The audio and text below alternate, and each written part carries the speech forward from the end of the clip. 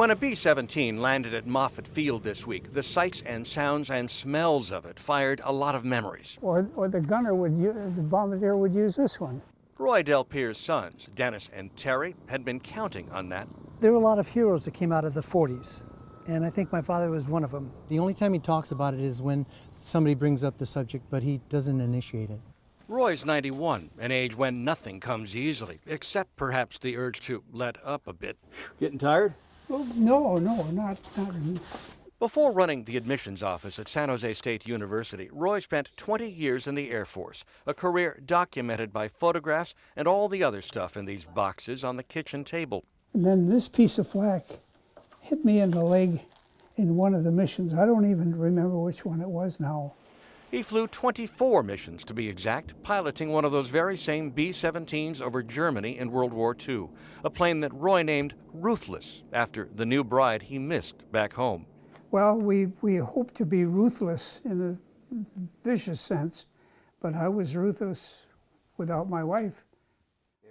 Her name was Ruth.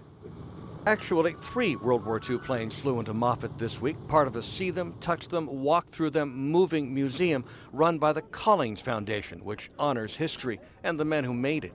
And many of them haven't spoken about it. And it's the first time their children or grandchildren really found out what it was that Grandpa did. Or in this case, what Dad did. You can step right on my legs. Step right here. I don't know how much longer we'll be having him. And to capture this moment with him going in the plane again, with our remaining family is really important. The flight would last 30 minutes, but it carried Roy and his sons 65 years into a family's mostly unspoken lore.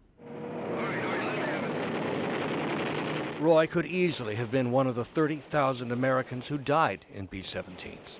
We all knew what we were doing, and if it happened, it happened, that's all.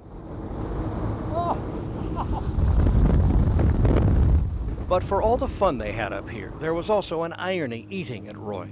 The fact that, having flown Ruthless 24 times during the war, he did so again this day in the most literal sense. She passed away 6 years ago. I'm sentimental about my marriage.